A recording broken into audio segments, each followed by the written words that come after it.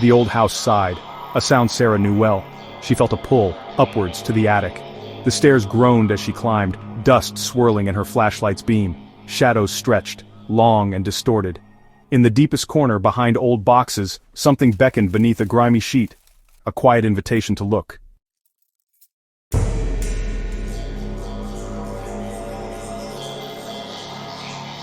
Her hand trembled as she pulled back the sheet.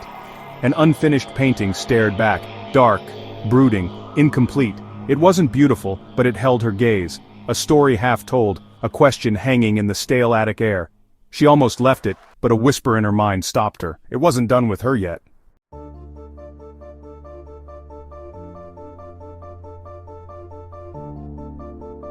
Night fell. Sarah couldn't shake the painting from her mind. Drawn back to the attic by morning, she found the canvas changed. A new, dark brushstroke appeared. Impossible. Undeniable. She hadn't touched it. No one had. Dread washed over her. How?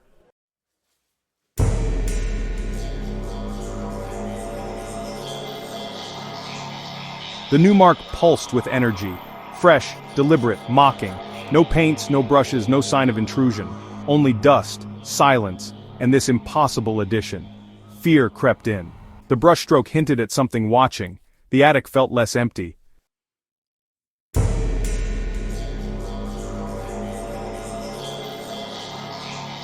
She touched the new paint, dry, smooth, foreign.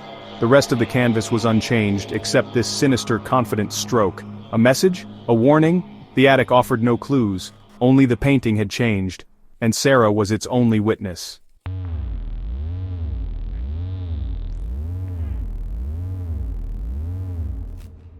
She searched the attic. No footprints, no disturbed cobwebs. The window was latched, the door closed. She was alone. Yet the painting had changed. Could it be evolving on its own? The evidence was right before her.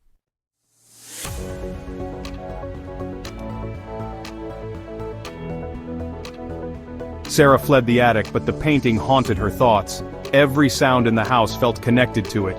She grew obsessed, unable to escape its pull. Sleep brought dreams of swirling paint and dark shapes. The painting was no longer just an object. She knew she'd return.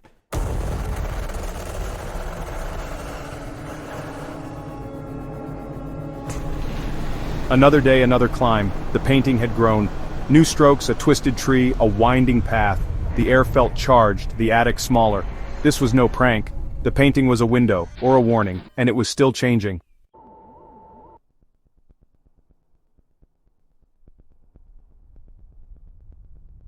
Each day, new details appeared.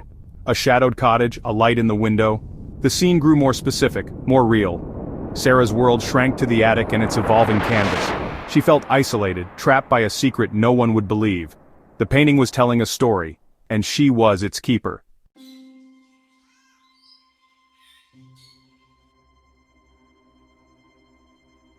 One morning, a crimson mark appeared near the painted cottage. It pulsed with dread, echoing a recent accident near a real abandoned cottage.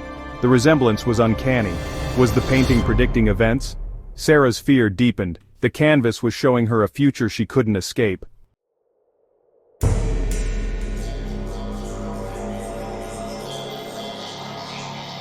The next day, a faceless figure appeared in the painting. Sarah began photographing the canvas daily, documenting each change. The painting's evolution became her obsession. Each new detail brought a sense of impending doom. The puzzle was nearly complete, and Sarah was terrified to see the end.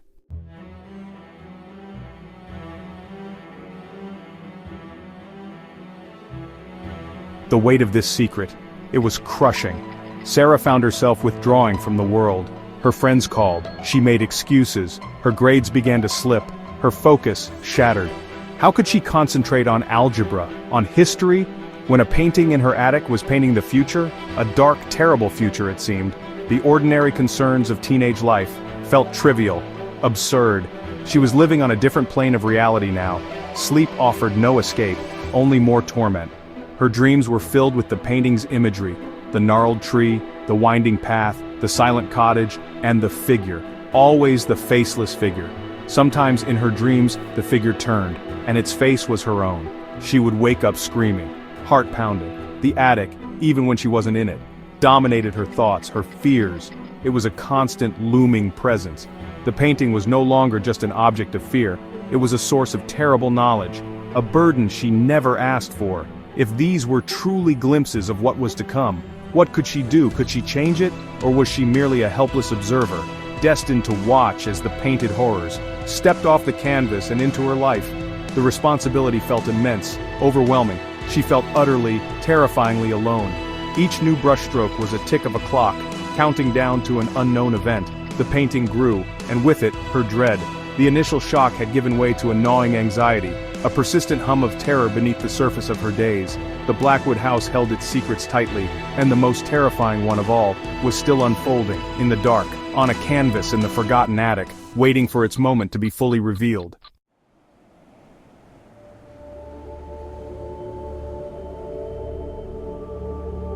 The painting continued its silent, nightly work. Sarah's dread was now a constant companion, but one morning, a change, unexpected, different. Amidst the dark, brooding landscape of the canvas, a new detail appeared, small, almost hidden, tucked beside the gnarled roots of the painted tree. It was a flower, a single perfect bloom, a vibrant, impossible blue against the somber tones. It seemed out of place, a speck of delicate beauty in an otherwise menacing, unfolding scene. She stared at it for a long time, confused. This didn't fit the pattern, the growing darkness, the crimson stain, the shadowy cottage. This blue flower felt gentle, almost hopeful. But the painting had offered no hope before. Only a creeping sense of doom, a chilling inevitability. Was this a trick, a momentary reprieve? Or did the future hold these small, strange beauties too? She photographed it, as was her ritual now. Her finger trembled slightly on the shutter. Later that day, walking in her neglected garden, a flash of color caught her eye.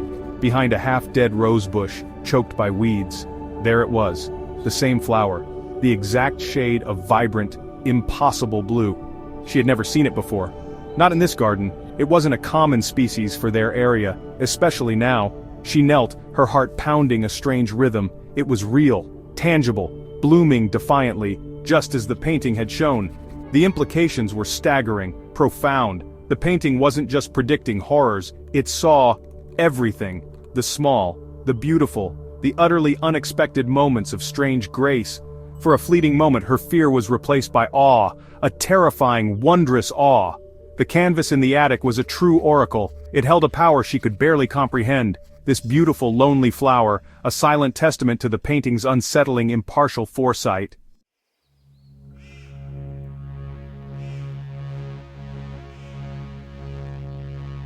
The beauty of the blue flower lingered. There was a fragile hope in Sarah's mind. The very next morning the canvas shifted again. The blue flower remained. Near the winding path a new detail materialized. Broken. Discarded. A child's toy wagon, red and overturned, one wheel missing. It cast a pall over the delicate flower's presence. Sarah felt a familiar chill return. Then, a sudden cry. His red wagon lay on the sidewalk, overturned. One wheel had snapped clean off. Sarah's blood ran cold. It matched, too perfectly. The painting hadn't lied. The implications were terrifying.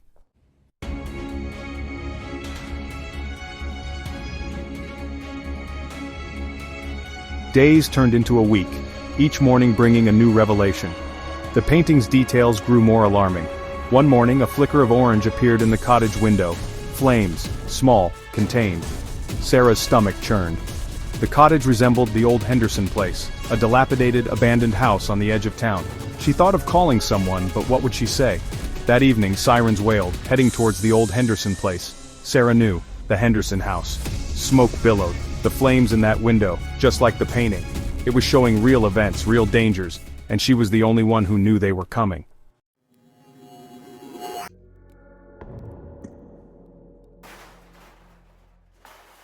The fire changed something in Sarah. The line between observer and responsible party had become terrifyingly thin. She replayed the events. Could she have warned someone? Prevented the fire? The thought tormented her. What if next time it was worse? What if the painting showed something catastrophic? The burden of this knowledge was becoming unbearable. She considered destroying the painting, taking an axe to it, burning it to ashes, but a deeper fear stayed her hand. What if destroying the canvas didn't stop the events, only blinded her? The painting was a curse, but was it also a twisted form of protection? She tried a small experiment. The painting showed a specific garden gate, slightly ajar. Sarah walked down the street and ensured the gate latched firmly. The next morning she raced to the attic. The gate was still painted as slightly ajar. Her small act of defiance had changed nothing. The future it depicted would come to pass regardless. This realization broke something within her.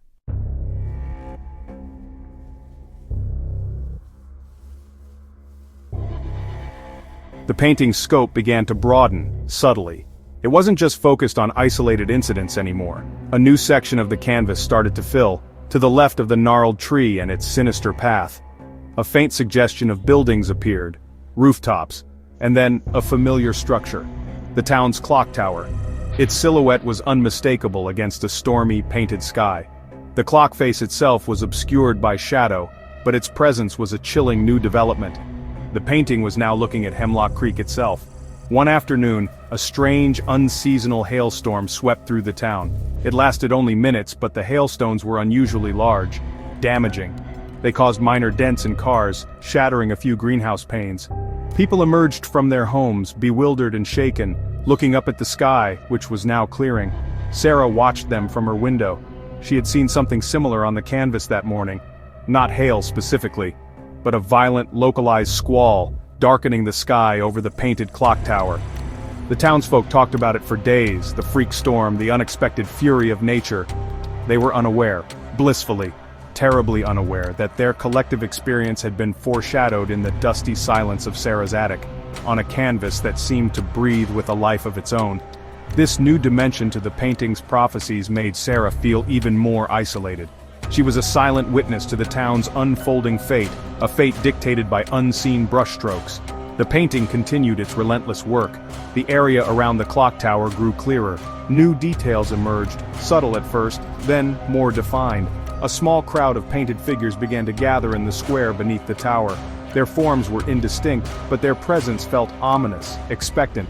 Sarah watched this new scene develop with a growing horror. The individual predictions had been terrifying enough, but this felt larger, more significant. The future was unfolding, and it was leading somewhere dreadful.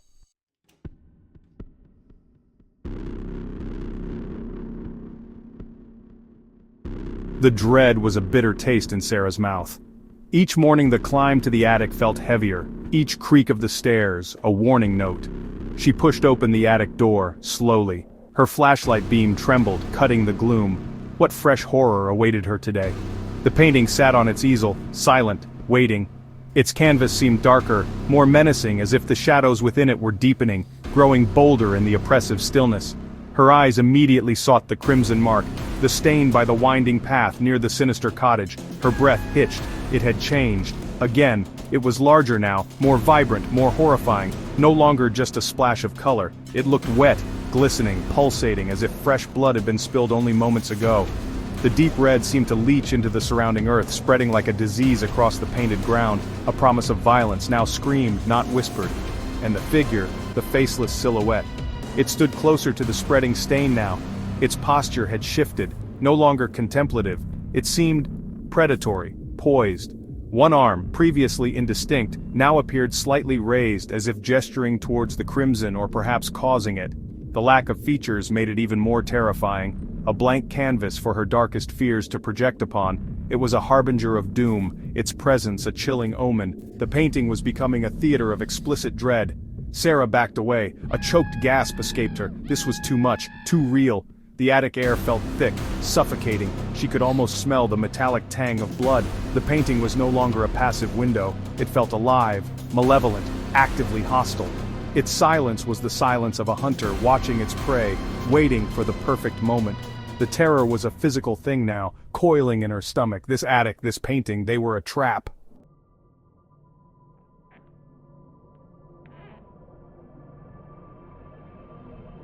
Days blurred into a horrifying repetitive cycle. Wake, dread, climb, observe, fear. Sarah ate little, slept less. Her reflection showed a stranger, pale, haunted. The world outside the Blackwood house, it seemed distant, a half-forgotten dream. Her only reality was this dusty, shadowed room and the evolving nightmare on the canvas. The painting was her captor, her tormentor, and she, its unwilling, terrified audience. The faceless figure continued its subtle transformation, a slow, agonizing reveal, stroke by insidious stroke. One morning, a hint of definition around its head, a subtle curve where a jawline might be. The next, a faint shadow suggesting an eye socket. Sarah watched these changes with a paralyzing fascination. Who was this figure? What did it signify? The ambiguity was a torture in itself. She sketched the changes frantically in her notebook, as if documentation could somehow control the horror. Then came the morning that shattered her fragile composure. A new stroke of paint, dark, precise, chilling. Within the shadowed socket of the figure's face, an eye, just one, but it was enough. It stared out from the canvas, directly at her, and it was horrifyingly, undeniably familiar. The shape, the color, a deep, piercing blue. Her mother's eyes were blue, just like that. Or were they her own, seen in some distorted reflection?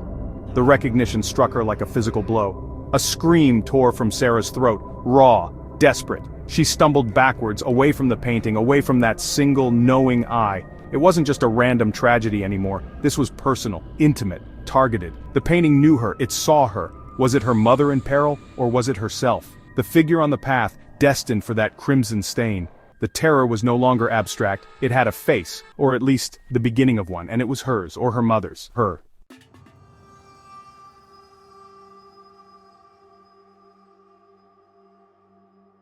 It continued to develop, to the left of the gnarled tree and its terrible path. The crowd beneath the painted clock tower grew denser. Their forms, still indistinct, seemed agitated, restless. A sense of unease emanated from that part of the canvas. A mirror to Sarah's own mounting panic.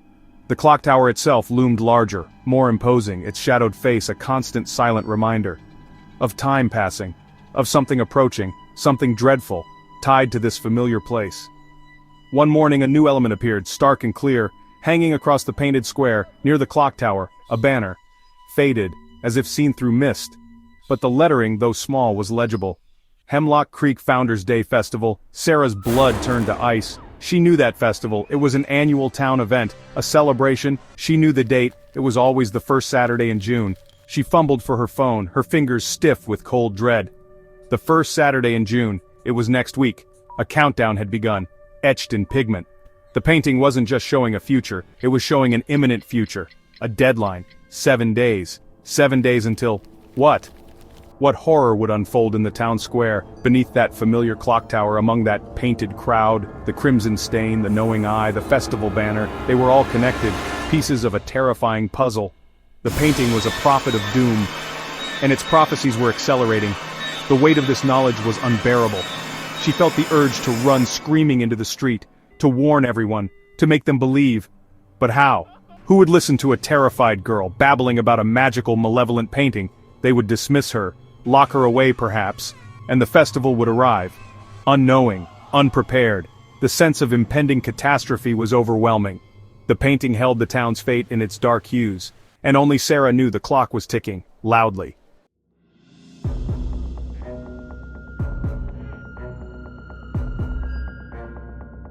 The attic itself seemed to change, or perhaps it was Sarah. The air grew heavier. Dust motes seemed to swirl with a sinister intelligence, whispering secrets. The shadows stretched and moved. The silence was a presence, watchful. Morning would come, and the pull. What fresh terror awaited her gaze? The painting was a drug, and she was hopelessly addicted. Sleep was no escape. Her sanity felt like a fraying thread. The painting seemed to feed on her fear, to grow stronger. It watched her, waiting.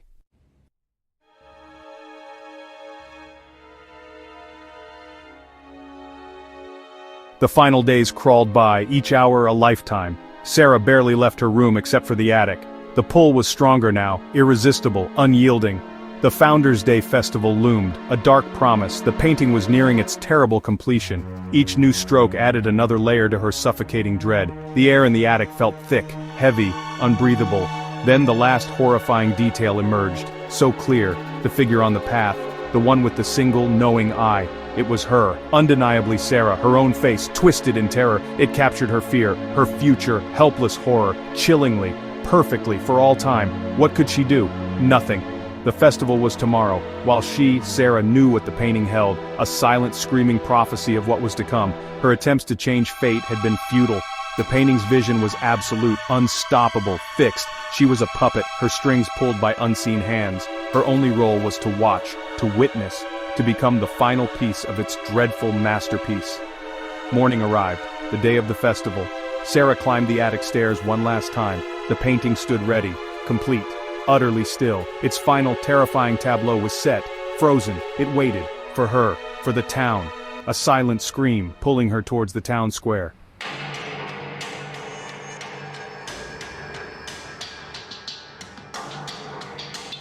The town square buzzed with false cheer. Too loud, too bright. Sarah moved through the crowd like a ghost, unseen. She saw the clock tower looming over the square just as in the painting. Then, it happened. A gasp from the crowd. A vendor's cart tipped, crashed, and red paint exploded outwards. The crimson stain spread, looking so much like blood. Sarah stood frozen, her eyes wide with terror. She turned and fled back to the attic. The painting was finished, her image captured in that moment of ultimate fear. The unseen artist had signed its work, with her soul,